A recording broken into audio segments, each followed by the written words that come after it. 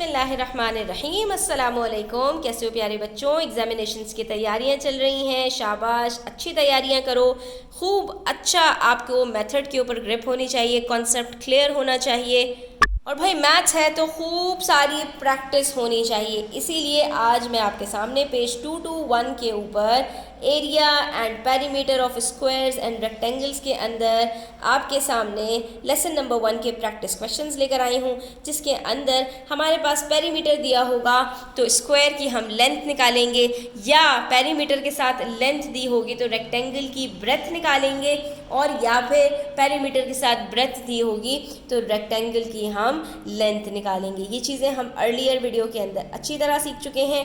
आज हम practice questions करेंगे ताकि हम और इसमें ज़्यादा थॉरो हो सकें। तो यहाँ पर हमसे क्वेश्चन नंबर 1 में कह रहे हैं the perimeters of some squares are given. आपके पास कुछ स्क्वायर्स हैं। स्क्वायर से ही दिमाग में आ जाता है कि वहाँ पर आपके पास चारों साइड्स बिल्कुल बराबर होती हैं। तो अगर टोटल पता चल जाए तो उसको हमने सिर्फ और सिर्फ डिवाइड कर देना होता है 4 से, और हमारे पास लेंथ निकल आती है। तो अब हमें अगर 4 का टेबल याद है तो बहुत अच्छी बात है। हमें पता है 48 4 के टेबल में कब आता है? 12 टाइम्स। तो इसका मतलब हुआ कि स्क्वायर की चारों लेंथ्स 12 सेंटीमीटर्स की हैं। 32 कब आता है?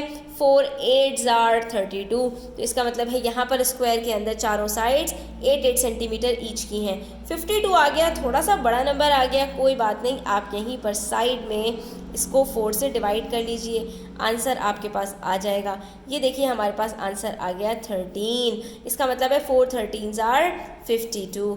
उसके बाद 120 है, ये भी थोड़ा बड़ा नंबर है, लेकिन इसके अंदर यहाँ पे मज़े की बात ये है बच्चों कि जो ज़ीरो होता है ना, इसको आपने एज इट इज़ लिख देना होता है। उससे पहले वाला जो नंबर होता है बस उसको डिवाइड कर लो। तो 4 के टेबल में 12 कब आता है? 4 3s are 12। इसका मतलब ये हुआ कि अगर 4 3s are 12 होता है तो 4 30s are 120 होता है। ये देख भी लीजिए यहाँ पर बच्चों, 4 3s are 12, बचा 0 को यहाँ पर एज इट इज़ लिखा, और ये हमारे पास आंसर आ गया। ठीक है, तो यहाँ पर हमारे पास इस क्वेश्चन को सॉल्व करने का तो कोई मसला नहीं है। बात आती है जब हमारे पास रेक्टेंगल की, तो वो थोड़ा सा हमारे लिए ट्रिकी हो जाता है। लेकिन अगर उसके अंदर भी हम नब्स को पकड़ लें, यानी कि उसके कॉन्सेप्ट को समझ लें, तो वो भी कुछ मुश्किल नहीं रहता। अब इसके अंदर जो पेरीमीटर होता है वो लेंथ और ब्रेथ से मिलकर बनता है, जिसमें हमारे पास 2 लेंथ होती हैं और 2 ब्रेथ होती हैं। इसके लिए हमें 2 स्टेप्स में आंसर मिलता है। अब पेरीमीटर दिया हुआ है 68 सेंटीमीटर, ठीक है, और आपको एक लेंथ भी दी हुई है, दैट इज़ 24 सेंटीमीटर। इसका मतलब है कि इसके साथ जो लेंथ है वो भी कितनी होगी? 24 सेंटीमीटर। 24 + 24 कितना होता है? 48 सेंटीमीटर। अब हमने कहा कि हम इस पेरीमीटर में से 48 को निकाल दें अगर, तो हमारे पास बचता है 20 सेंटीमीटर। अब ये जो 20 सेंटीमीटर है ये दोनों ब्रेथ का सम है। जो हमारे पास यहाँ पर आंसर आता है पेरीमीटर में से सम ऑफ लेंथ को माइनस करने से, तो वो हमारे पास आंसर आता है सम ऑफ ब्रेथ का।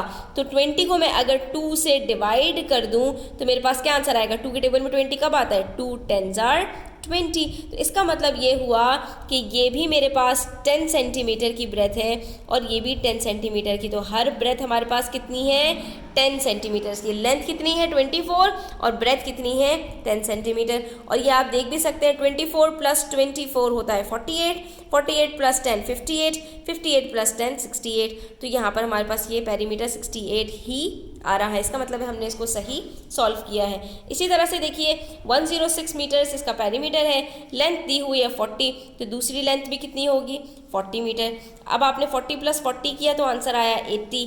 आपने 106 में से 80 को माइनस कर देना है, आपके पास आंसर आ जाएगा 26। अब आपने 26 कहा तो ये क्या है? 26 इन दोनों ब्रेथ का सम है। इसका मतलब है आपको 26 को 2 से डिवाइड करना पड़ेगा। 2 1s are 2, 2 3s are 6। Answer क्या आया हमारे पास? 13 मीटर्स। इसका मतलब है जो दोनों ब्रेथ्स हैं वो 13 मीटर ईच की हैं।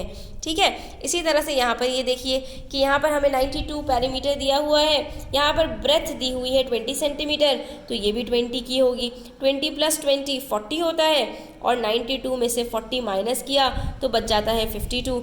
और 52 को जब हम 2 से डिवाइड करते हैं तो हमारे पास आंसर क्या आता है स्टूडेंट्स? हमारे पास आंसर आता है 26। ठीक है, ये देख लीजिए यहाँ पर 2 6 12 होता है, तो ये हमारे पास आंसर आ रहा है 26 का। इसका मतलब है दोनों लेंथ 26 सेंटीमीटर्स की हैं। यहाँ पर सिंपल जो आपने दोनों स्टेप्स याद रखने हैं, अगर कॉमन सेंस यूज़ करोगे तो स्टेप्स याद रखने की ज़रूरत नहीं है, क्योंकि आपको यहाँ पर नज़र आ रहा है 28 मीटर, ये भी 28 मीटर, इन दोनों को प्लस किया तो आंसर क्या आ गया 56। अब ये 56 इसमें से माइनस करेंगे, 146 में से जब 56 माइनस किए तो बचता है 90। अब 90 दोनों में इक्वली डिवाइड हो रहा है ना, तो यहाँ पर आपको जब ये दोनों को डिवाइड होके आंसर 90 आ रहा है, तो यहाँ पर सॉरी अगर यहाँ पर इन दोनों को प्लस करके आंसर 90 आ रहा है तो आपको क्या करना पड़ेगा यहाँ पर, यानी कि आप ये दोनों ब्रेथ्स को निकालने के लिए क्या कर रहे हैं, किसी एक नंबर को 2 से मल्टीप्लाई कर रहे हैं या इन दोनों को आपस में प्लस कर रहे हैं। अब प्लस करने की सूरत के अंदर तो हमें यहाँ पर नहीं पता चल पा रहा ना कि कौन से दो नंबर्स इक्वल होंगे कि उन दोनों को प्लस करके, तो इसके लिए आसान यही है कि अगर मेरे पास एक ब्रेथ मुझे पता हो, उसको 2 से मल्टीप्लाई करूँ तो दोनों का सम निकल आएगा। ठीक है, तो जब दोनों को निकालने के लिए ब्रेथ को 2 से मल्टीप्लाई करते हैं तो आंसर आता है, तो इसको 2 से डिवाइड कर देंगे तो पहली ब्रेथ पता चल जाएगी। ठीक है, तो अब यहाँ पर 90 को हम डिवाइड कर देंगे 2 से, तो हमारे पास आंसर आ जाएगा 45। इससे हमें पता चला कि ये भी लेंथ हमारे पास 45 मीटर्स की है और ये भी 45 मीटर्स की है, क्योंकि इन दोनों को प्लस करके हमारे पास 90 आंसर आता है। ठीक है स्टूडेंट्स, तो यहाँ पर हमारा ये क्वेश्चन कंप्लीट होता है, क्वेश्चन नंबर 1 और 2 प्रैक्टिस क्वेश्चंस का। तो आई होप आपको क्लियर हुआ होगा।